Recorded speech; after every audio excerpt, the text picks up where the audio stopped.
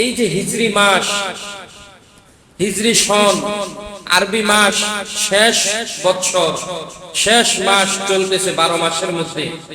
আল্লাহ সুবহানাহু ওয়া তাআলা রাসূলুল্লাহ সাল্লাল্লাহু আলাইহি ওয়াসাল্লামকে যেই মাসে যেই সময়টাতে হিজরত করাইছে, সেই সময়টাতে সেই মাসকে গণনা করে হিজরি সনের গণনা করা হয়েছে।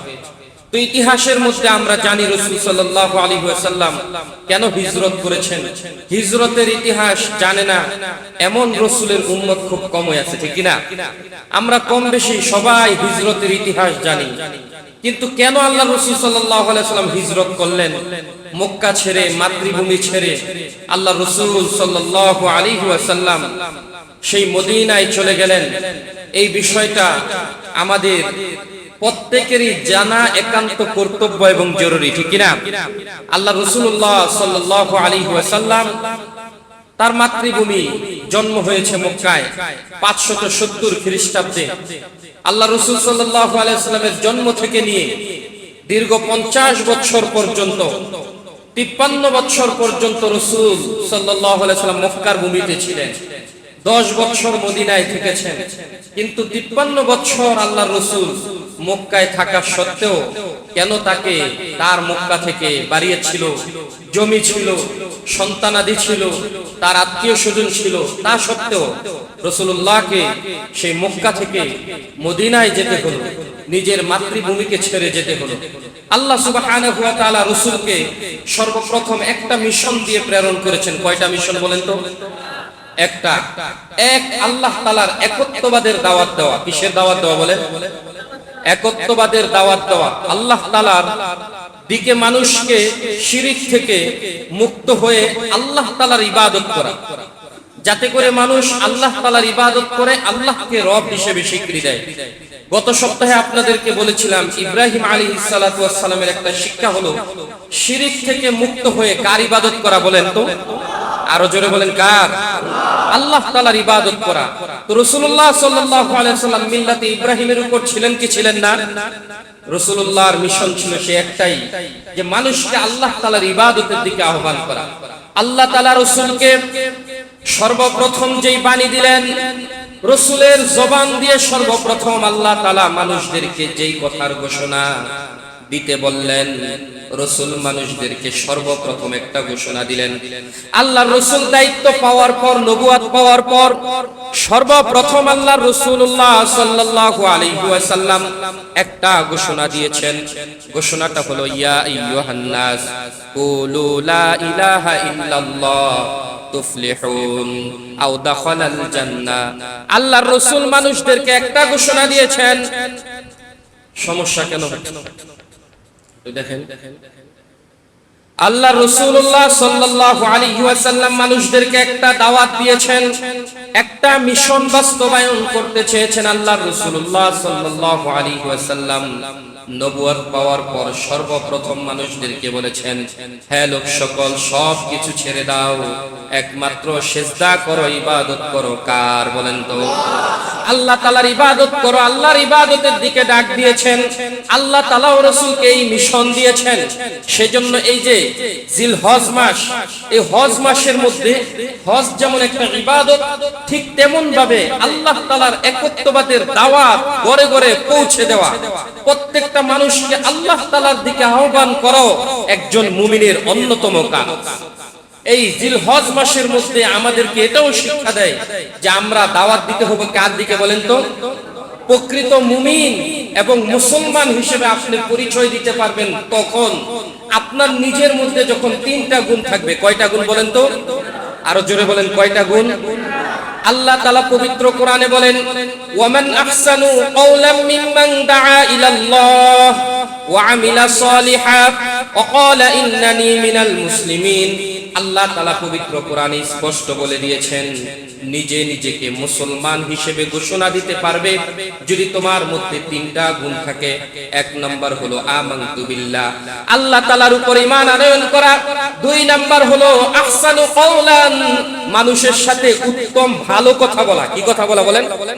নাকি মিথ্যা কথা বলা, নাকি কোন রকমের ধোঁকা দেওয়া? মানুষের সাথে কি কথা বলা বলেন? ভালো কথা বলা।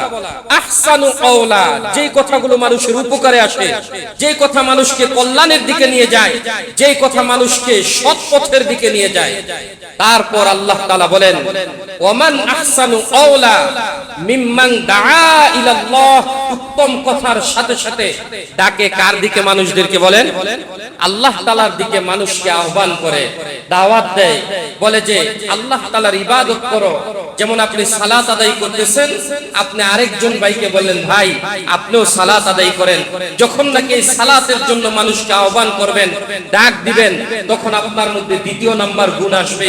প্রথম নাম্বার গুণ হলো মানুষের সাথে কিভাবে কথা বলা, ভালোভাবে সুন্দরভাবে কথা বলা।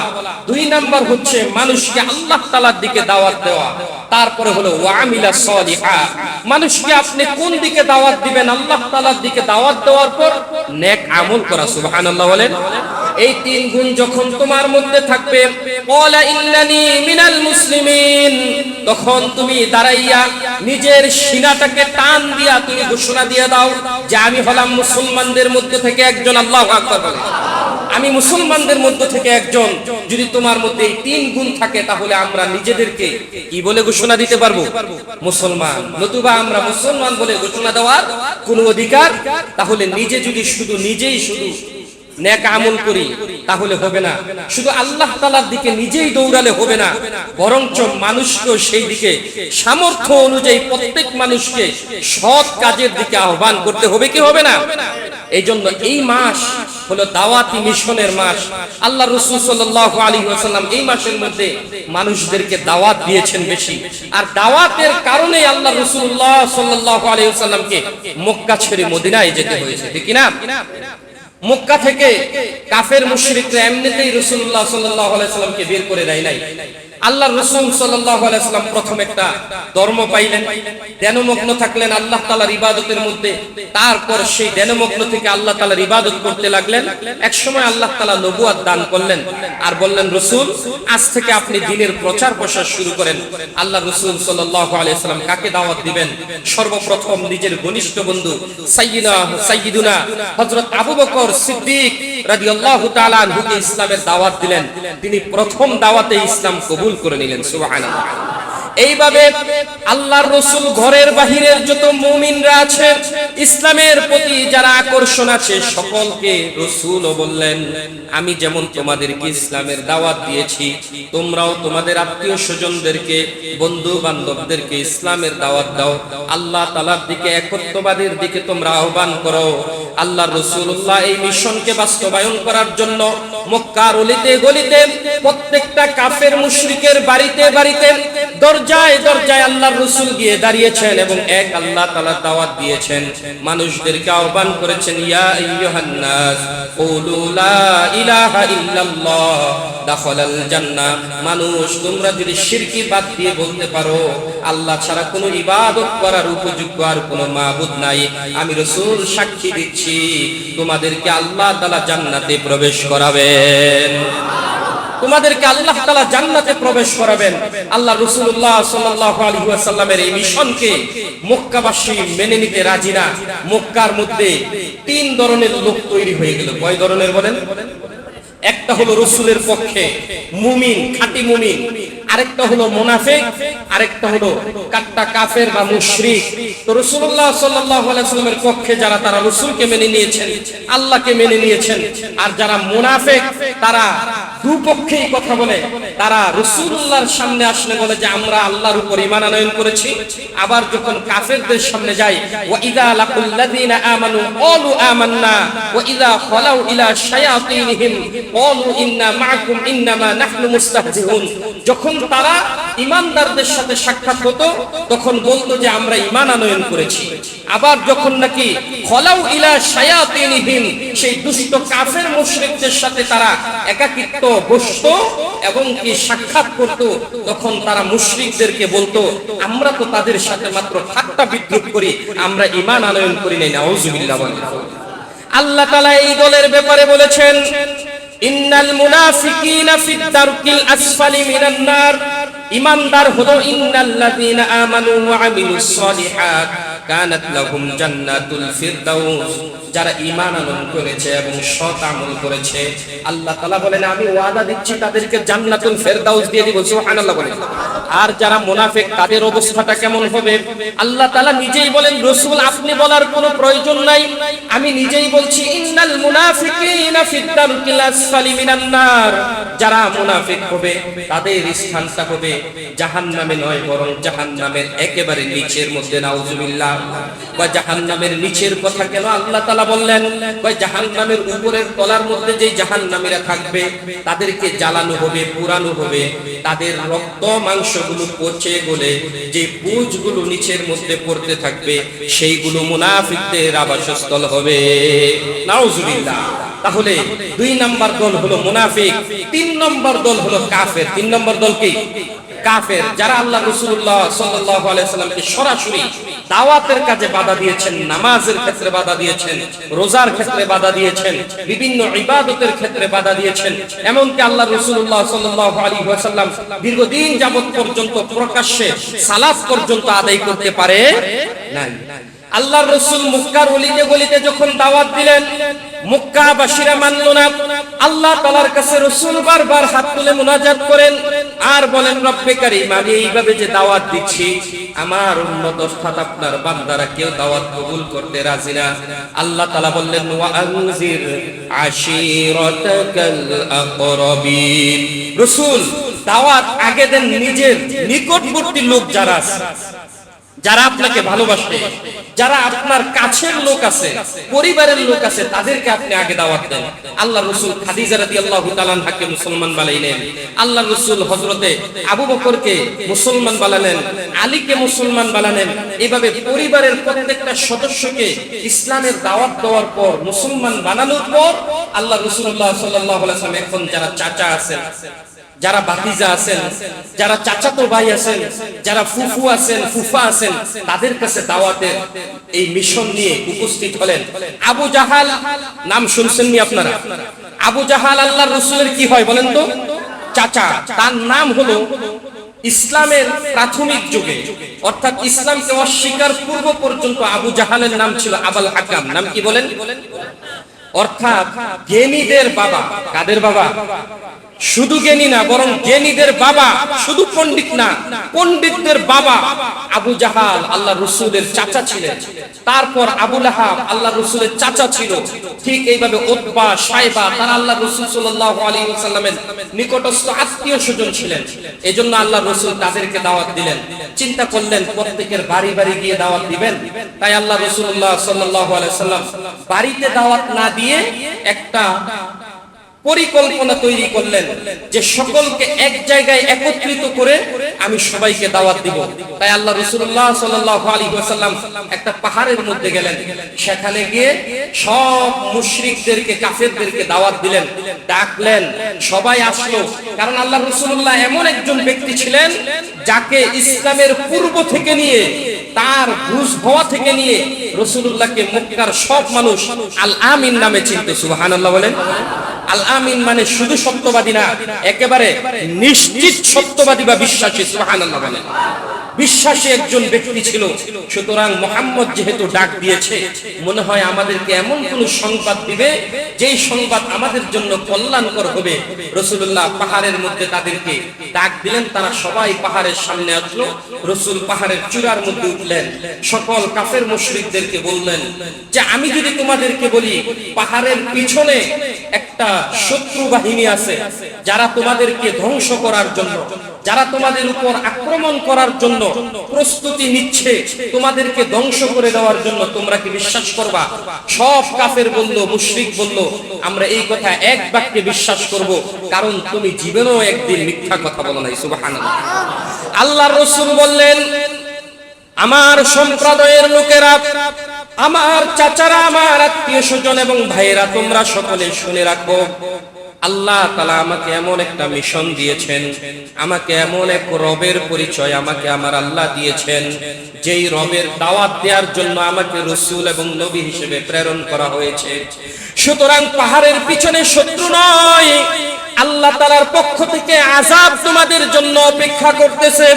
যদি আল্লাহর উপর ঈমান আনয়ন না করো, আল্লাহ এমন আযাব দিবে, দুনিয়াতে তোমাদেরকে ধ্বংস করে দিবে, আবার তোমাদেরকে আখিরাতের মধ্যে ইন্না আযাবি লাশাদীদ, আল্লাহ কঠিন আযাব দ্বারা তোমাদেরকে গ্রেফতার করবে। কাফের সম্প্রদায়ের লোকেরা বলল, বুঝতে পেরেছি তুমি আমাদের উপর ষড়যন্ত্র করেছো, মিথ্যা আরোপ করেছো, মিথ্যা একটা ভুয়া কথা বলার জন্য আমাদেরকে একত্রিত করেছো। বিভিন্ন কাফেরগণ বিভিন্ন মন্তব্য করতে লাগলো। এর মধ্য থেকে একজন কট্টর কাফের, যে আল্লাহর রাসূলকে সবচেয়ে বেশি দাওয়াতের মিশনে বাধা দিয়েছে, যে বেশি কষ্ট দিয়েছে, তার নাম হলো আবু লাহাব। নাম কি বলেন? আবু লাহাব বলল, তাব্বাল্লাকা ইয়া মুহাম্মদ, তাব্বাল্লাকা ইয়া মুহাম্মদ, হে মুহাম্মদ তুমি ধ্বংস হয়ে যাও। নাউজুবিল্লাহ বলেন। আল্লাহর রাসূলকে যখন এই কথা বলল দাওয়াত দেওয়ার কারণে, আল্লাহর রাসূল মনের ভিতরে বড় কষ্ট পাইলেন। আল্লাহর রাসূল পাহাড় থেকে নেমে আসলেন। এর মধ্য থেকে কিছু কিছু মানুষের হৃদয়ের মধ্যে ভালোবাসা তৈরি হলো, তারা আল্লাহর রাসূলের উপর ঈমান আনয়ন করলো। কিন্তু আবু লাহাব ইসলাম ধর্ম গ্রহণ করলো না। আল্লাহ তাআলা রাসূলের মনোক্ষুণ্ণতা বুঝতে পারলেন। আল্লাহর রাসূলকে আল্লাহ সান্ত্বনা দেওয়ার জন্য সূরা লাহাব নাজিল করে বললেন, তাব্বাত ইয়াদা আবি লাহাবি ওয়া তাব মা আগনা আনহু মালুহু ওয়া মা কাসাব সায়াসলা নারান যাতা লাহাবি ওয়া ইমরাআতু হাম্মালাতাল হাতাব ফি জিদিহা হাবলুম মিন মাসাদ। আল্লাহ ঘোষণা দিল যে আবু লাহাব বলল, আমার রাসূলের হাত ধ্বংস হোক, আমার রাসূল ধ্বংস হয়ে যাক, আমি আল্লাহ তাআলা নিজেই আবু লাহাবের সব কিছু ধ্বংস করে দিলাম। আল্লাহু আকবার বলেন।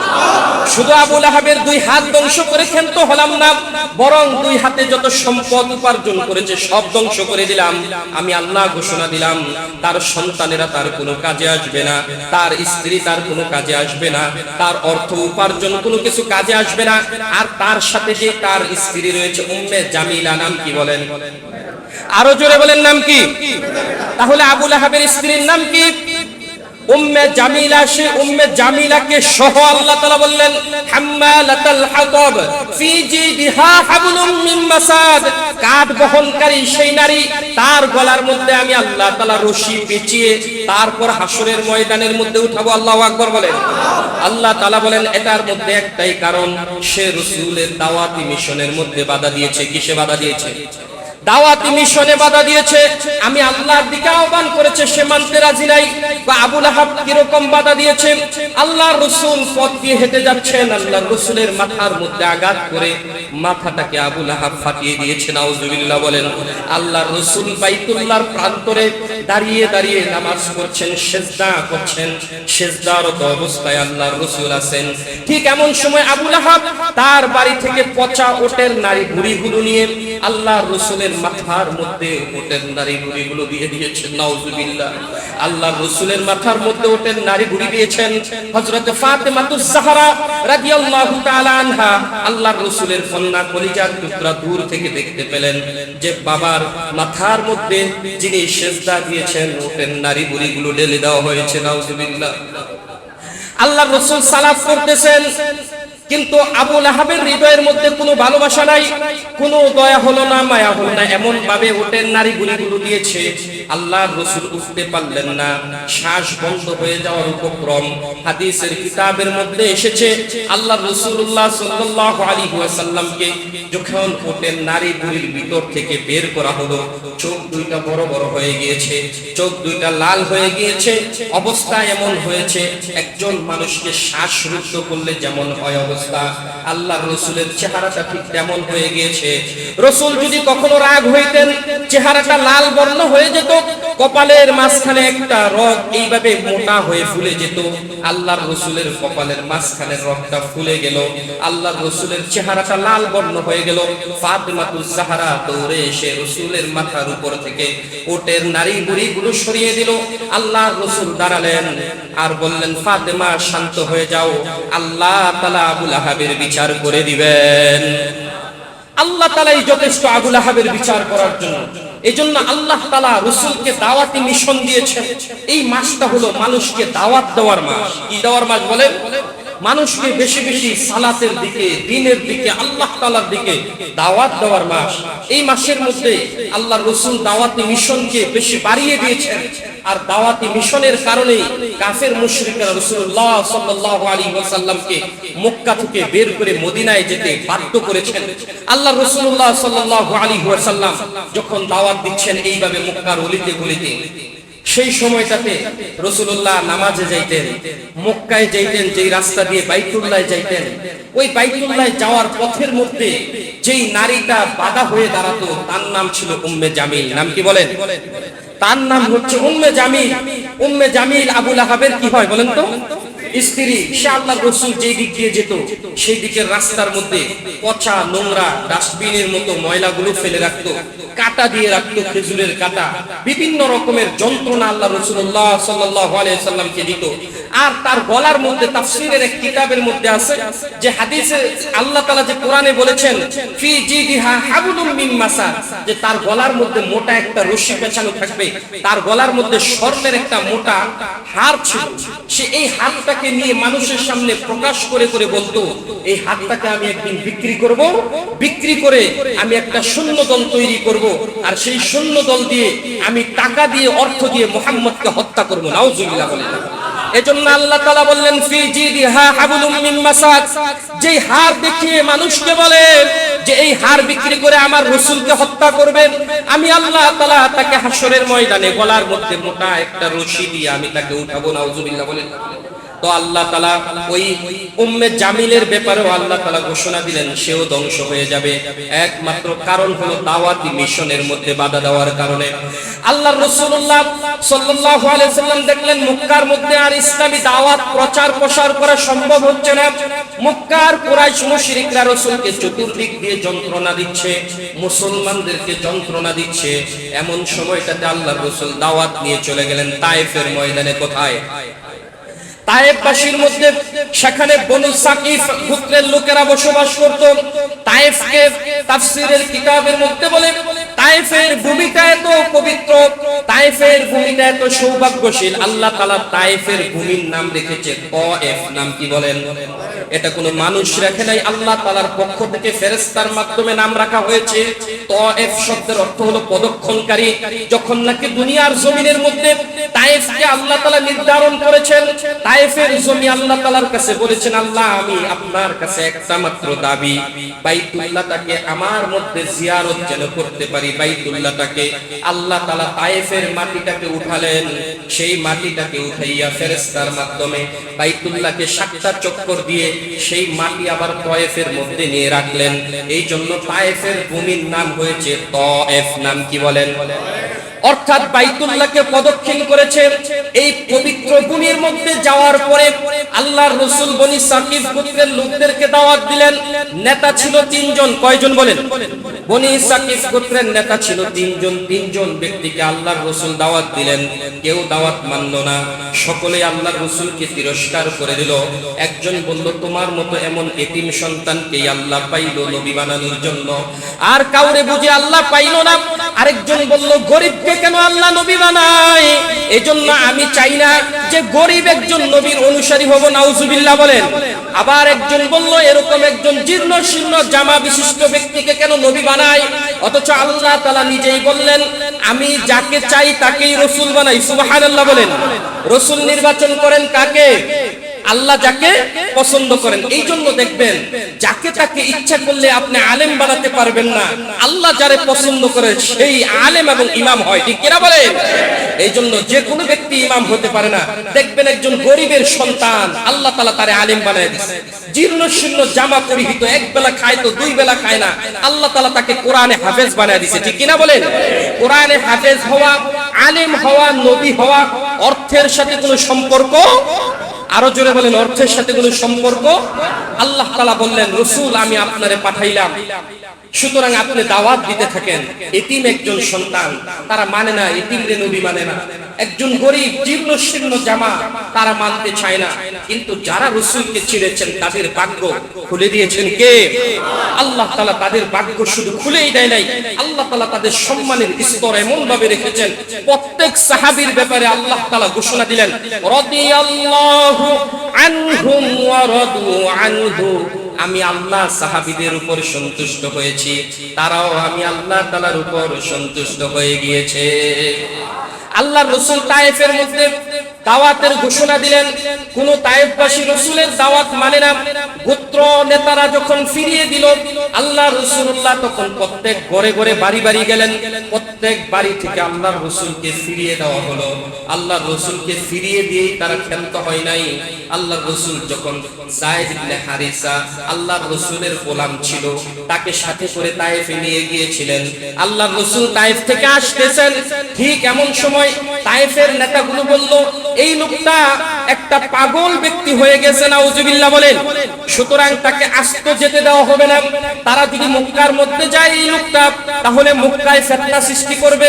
তাই আল্লাহর রাসূলের উপর তারা বৃষ্টির ন্যায় পাথর নিক্ষেপ করতে লাগলো। হাদিসের মধ্যে এসেছে, আম্মা জান আয়েশা রাদিয়াল্লাহু তাআলা আনহা আল্লাহর রাসূলকে গোসল দিচ্ছেন। খালি গায়ের মধ্যে আল্লাহর রাসূলের পিঠের মধ্যে যখন শরীরটাকে আলতোভাবে হাত লাগালেন, দেখলেন রাসূলের শরীরের মধ্যে ছোট ছোট ক্ষতস্থান হয়ে আছে। আল্লাহর রাসূলকে আম্মা জান আয়েশা বললেন, ইয়া রাসূলুল্লাহ, ইয়া হাবিবাল্লাহ, ছোট কালে কি আপনার কোনো বসন্ত হয়েছিল কিনা? আল্লাহর রাসূল বললেন, না না, আমার কোনো বসন্ত রোগ হয় নাই। বলল, ইয়া রাসূলুল্লাহ, আপনার পিঠের মধ্যে ছোট ছোট দাগগুলো কি? আল্লাহর রাসূল বললেন, আমার তায়েফের অবুজ উম্মতগুলো আমাকে এমন ভাবে পাথর নিক্ষেপ করেছে, আজও পর্যন্ত আমার পিঠের মধ্যে তার দাগ রয়েছে। আল্লাহু আকবার। আল্লাহর রাসূল তায়েফ থেকে আসে। তায়েফের অলি গলি থেকে যতগুলো ছোট বাচ্চা আছে তাদেরকে লেলিয়ে দেওয়া হলো পাথর নিক্ষেপ করার জন্য। অথচ এমন একজন রাসূল, যেই রাসূলকে পাথর দেখলে সালাম দিত, সুবহানাল্লাহ বলে। যেই রাসূল রাস্তা দিয়ে হাঁটলে সেই মেঘমালাগুলো রাসূলকে ছায়া দিত। গাছ বৃক্ষ দাঁড়িয়ে আছে রাসূলকে দেখার জন্য, অনুমতি নিয়ে শামায়েলে তিরমিজি পড়লে পাবে করে রাসূলুল্লাহকে তার ইঙ্গিতের মধ্যে আকাশের চারটা দিক খণ্ডিত হয়ে যায়। কিন্তু তায়েফবাসী রাসূলকে চিনল না। রাসূলকে এমন ভাবে আঘাত করলো, রাসূলুল্লাহর শরীর থেকে রক্ত মুবারক বের করতে করতে পায়ের সাথে যে জুতা ছিল জুতার মধ্যে আঠা লেগে গেল। আল্লাহর রাসূল বেহুশ হয়ে পড়ে গেলেন। চতুর্দিকে যতগুলো ফেরেশতা বিভিন্ন মাখলুকের মধ্যে নিয়োজিত ছিল, সব ফেরেশতারা আল্লাহর রাসূলের কাছে আসলেন, বললেন, ইয়া রাসূলুল্লাহ, ইয়া হাবিবাল্লাহ, আপনি শুধু অনুমতি দেন, তায়েফবাসীকে আমরা ধ্বংস করে দেই। পাহাড়ে নিয়োজিত যত ফেরেশতাগুলো ছিল, তায়েফের পাহাড় থেকে ফেরেশতারা ছুটে আসলো, ইয়া রাসূলুল্লাহ, আপনি শুধু অনুমতি দেন, দুইটা পাহাড়কে এমন ভাবে চাপা দিব, তায়েফবাসীকে ধ্বংস করে দিব। আল্লাহর রাসূল বললেন, আল্লাহ তাআলা আমার ব্যাপারে বলেছেন, ওমা আরসালনাকা ইল্লা রাহমাতাল লিল আলামিন। যে আমি এমন একজন রাসূল, আল্লাহ আমারে সবার জন্য রহমত স্বরূপ প্রেরণ করেছেন, সুবহানাল্লাহ বলে। সুতরাং তায়েফবাসী যদি আমার উপর আঘাত করেন, তারপরেও আমি তাদের জন্য রহমত স্বরূপ আমি বদদুয়া করে আমার উম্মতকে শেষ করে দিতে পারি না, সুবহানাল্লাহ। আমার এই তায়েফবাসীর মধ্যে একদিন এমন ভাবে ইসলাম প্রচার হবে, তায়েফের অলি গলি থেকে কালিমার আওয়াজ উচ্চারিত হবে, প্রত্যেকটা ব্যক্তি পড়ে নিবে, লা ইলাহা ইল্লাল্লাহু মুহাম্মাদুর রাসূলুল্লাহ সাল্লাল্লাহু আলাইহি ওয়াসাল্লাম। রাসূলের কথা এবং কাজ আজ যারা তায়েফের প্রান্তে গিয়েছেন তারা দেখেছেন বাস্তব হয়েছে কিনা, বাস্তব হয়েছে কিনা। তায়েফের মধ্যে কোনো মুশরিক নাই, তায়েফের মধ্যে কোনো স্থানীয় কোনো কাফের নাই, তায়েফের মধ্যে স্থানীয় কোনো মুশরিক বসবাস করে না। এটাই একমাত্র আল্লাহর রাসূলের দোয়ার বরকত। তায়েফকে আল্লাহ তাআলা এমন বরকত পূর্ণ করেছেন, মক্কার অন্য কোন জায়গার মধ্যে কোন জায়গায় ফল, সেটা মৌসুমী হোক অথবা আনসিজনি হোক, সিজনি ফল হোক অথবা আনসিজনের ফল হোক, অন্য কোথায় পাওয়া যাক অথবা না যাক, তায়েফের মধ্যে ঠিকই আল্লাহ তাআলা তা উৎপাদন করে দেন, সুবহানাল্লাহ। তায়েফের মধ্যে আল্লাহর রাসূল দোয়া করলেন, সর্বশেষ জিবরিল আমিন এসে জান্নাতি শরবত পান করিয়ে আল্লাহর রাসূলকে সুস্থ করে দিলেন। আল্লাহর রাসূল মক্কার মধ্যে আসলেন। মক্কার মানুষরা ইসলামকে মানল না, তায়েফের ব্যক্তিরা ইসলামকে মানল না। আল্লাহর রাসূল মনক্ষুণ্ণ অবস্থায় রইলেন। আল্লাহ তাআলার কাছে দোয়া করলেন। আল্লাহ তাআলা রাসূলের কাছে আয়াত নাযিল করে দিলেন হিজরতের, আর আদেশ দিয়ে দিলেন, রাসূল এই মক্কাবাসী আপনার কথা মানবে না, তায়েফবাসী আপনার কথা মানবে না, সুতরাং আপনি মক্কাকে ছেড়ে মদিনায় চলে যান। সুবহানাল্লাহ। ওই দিক দিয়ে কাফেররা চিন্তা করলো মুহাম্মদ যেই দিকে যায় সেই দিকেই ষড়যন্ত্র শুরু করে। নাউজুবিল্লাহ বলেন। মুহাম্মদ মক্কার মধ্যে ফিতনা সৃষ্টি করেছে, আবার মুহাম্মদ সেই তায়েফের মধ্যে ফিতনা সৃষ্টি করেছে। মুহাম্মদের ব্যাপারে একটা সিদ্ধান্ত গ্রহণ করা হবে, তাই তারা দারুন নাদওয়া নামে, তারা সেই পরামর্শশালা নামে, তারা পরিষদের মধ্যে মন্ত্রী পরিষদ বলা হয় যেটা, সেখানে তারা রাসূলুল্লাহকে নিয়ে পরামর্শের মধ্যে বসেছেন। কারে নিয়ে বলেন? কাকে নিয়ে বলেন? রাসূলুল্লাহ সাল্লাল্লাহু আলাইহি ওয়াসাল্লামকে নিয়ে পরামর্শের মধ্যে বসেছেন যে রাসূলুল্লাহকে রাখা হবে নাকি কি করা হবে, তার ব্যাপারে একটা চূড়ান্ত সিদ্ধান্ত নিতে হবে। সকল গোত্র থেকে পরামর্শ হলো যে কোন গোত্র, মক্কার কোন গোত্র বাকি রাখা হবে না। প্রত্যেক গোত্র থেকে তাদের নেতা সহ সাথে একজন সহকারী নেতা, অর্থাৎ দুইজন করে লোক নেওয়া হবে। সবাই পরামর্শের মধ্যে থাকবে। যেই সিদ্ধান্ত গ্রহণ করা হবে সেই সিদ্ধান্তের উপর সকলে আমল করতে হবে, কাজে বাস্তবায়ন করতে হবে, যাতে করে কোনো একটা গোত্র বাদ পড়ে না যায়। যে যেই সিদ্ধান্ত নিলাম এই কথা যেন বলতে না পারে যে আমাদেরকে পরামর্শের মধ্যে রাখে নাই, এই কথা যেন বলতে না। মক্কার অলিগলি থেকে যত ছোট থেকে বড় যত বাহিনী আছে, যত দল আছে, গোত্র আছে, সকল গোত্র থেকে, দল থেকে আল্লাহর রাসূল সাল্লাল্লাহু আলাইহি ওয়াসাল্লামের বিরুদ্ধে পরামর্শ করার জন্য দারুন নাদওয়ার মধ্যে কাফের মুশরিকরা একসাথে জড়ো হলো। দারুন নাদওয়ার মধ্যে সবাই যখন একসাথে জড়ো হলো আল্লাহর রাসূলকে শেষ করে দিবে, ঠিক এমন সময় দারুন নাদওয়ার দরজার মধ্যে একটা জীর্ণ শীর্ণ বৃদ্ধ লোক দাঁড়াইয়া আছে। যেই লোকটাকে কোনোদিন কোন মানুষ মক্কার অলিতে গলিতে দেখে নাই।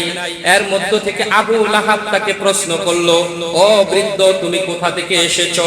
সে জবাব দিল, আমি নজদ থেকে এসেছি, সুতরাং আমি একজন নজদবাসী। আমি কোনো না কোনো ভাবে জানতে পেরেছি যে দারুন নাদওয়ার মধ্যে আল্লাহর রাসূলকে নিয়ে পরামর্শ হবে। সবাই বলল, তাহলে তোমার মন্তব্য কি? তোমরা যে সিদ্ধান্ত গ্রহণ করেছো মুহাম্মদের যন্ত্রণা সহ্য করতে পারো না, আমিও নজদ থেকে মুহাম্মদের যন্ত্রণা সহ্য করতে পারি না। নাউজুবিল্লাহ বলেন। মুফাসসিরিনে কেরাম, ইতিহাসবিদগণ বলেন, ঐতিহাসিকগণ ইতিহাসের কিতাবের মধ্যে লেখেন ওই বৃদ্ধ লোকটা ছিল মিস্টার ইবলিস। ওই লোকটাকে বলেন তো? ইবলিস। সে দাঁড়ায় আছে, তো বলল আমাদের চিন্তা ভাবনা তোমার চিন্তা ভাবনা তো এক, সুতরাং তুমি এসে আমাদের সাথে এই পরামর্শশালার মধ্যে বসো। সুতরাং সবাই আসলো, এই ইবলিসও বসলো। ইবলিসে আবু জাহেল বসলো, একেবারে যেই চেয়ারটা থাকে সভাপতির চেয়ারের মধ্যে বসলো। আবু জাহেল আজকে যেই সিদ্ধান্ত দিবে সেই সিদ্ধান্তই হবে চূড়ান্ত সিদ্ধান্ত। আবু জাহেল মেহমান হিসেবে ইবলিসকে বসতে দিল তার ডান পাশে। নাউজুবিল্লাহ বলেন। তাহলে বলেন এই সিদ্ধান্ত থেকে যা আসবে তাকে আল্লাহর পক্ষে আসবে না রাসূলের বিরুদ্ধে আসবে? রাসূলের বিরুদ্ধে আসবে। ঘোষণাটা কি এটা আপনারা শুনতে চান? এই জন্য আল্লাহর রাসূলের বিরুদ্ধে ঘোষণাটা কি হয়েছে এটা আগামী শুক্রবার বলবো ইনশাআল্লাহ। আবু লাহাবের পরিণতিটা কি হয়েছে এটাও আমরা কবে শুনবো ইনশাআল্লাহ? আগামী শুক্রবার। এই জন্য এই মাস হলো দাওয়াতি মাস। কি মাস বলেন? প্রত্যেক যারা জুমার সালাত আদায় করতে এসেছে আমরা প্রত্যেকে একজন করে আরো অতিরিক্ত লোক দাওয়াত দিয়ে নিয়ে আসবো। পারবো তো ইনশাআল্লাহ? পারবো তো ইনশাআল্লাহ? যারা বেশি লোক আনতে পারবে, কেউ যদি 10 জন আনতে পারে, এমন 10 জন আনতে পারে এমন যে এই জুমাতে তারা এই মসজিদে সালাত আদায় করে নাই, এমন 10 জন আনতে পারলে ইনশাআল্লাহ তাকে পুরস্কৃত করা হবে। আপনি বলবেন যে হুজুর আমি 10 জন লোক নিয়ে আসছি যারা গত জুমায় এই মসজিদে সালাত আদায় করে নাই, তাহলে তাদের জন্য উপকার হবে দুইটা। কয়টা বলেন তো? আল্লাহর রাসূলের ব্যাপারে দারুন নাদওয়ার মধ্যে কি ঘোষণা হলো এটার সঠিক ইতিহাস। 2 নাম্বার হলো আল্লাহ তাআলা যে সূরা লাহাব নাযিল করেছেন, এই সূরা লাহাবের মধ্যে আবু লাহাবের পরবর্তী সেই পরিণতিটা কি হলো, উম্মে জামিলের পরিণতিটা কি হলো? আপনারা বিভিন্ন ইউটিউবের মধ্যে বিভিন্ন জায়গায় সার্চ দিলে পাইবেন আবু লাহাবের পরিণতি কি হয়েছে। কিন্তু আমি আগামী সপ্তাহে যেটা বলবো এখনো এটা ইউটিউবে যায় নাই, ইনশাআল্লাহ। এটা কোথায় যায় নাই? উম্মে জামিল কার মেয়ে? উম্মে জামিলের মায়ের নাম কি? উম্মে জামিলের বাবার নাম কি? জানার দরকার আছে কি নাই? আজও পর্যন্ত উম্মে জামিলের বংশধররা এই বাংলাদেশের মধ্যে আছে কি নাই? আজও পর্যন্ত আবু লাহাবের বংশধররা এই বাংলার জমিনে আছে কি নাই? আছে। তাদের পরিচয় ইনশাআল্লাহ আগামী সপ্তাহে উন্মোচন করা হবে। রাজি আছেন তো ইনশাআল্লাহ? আগে আগে আসতে হবে। আল্লাহ তাআলা আসার তৌফিক দান করুক। যারা সুন্নাত পড়েন 4 রাকাত ক্বাবলাল জুমা সুন্নাত পড়েন।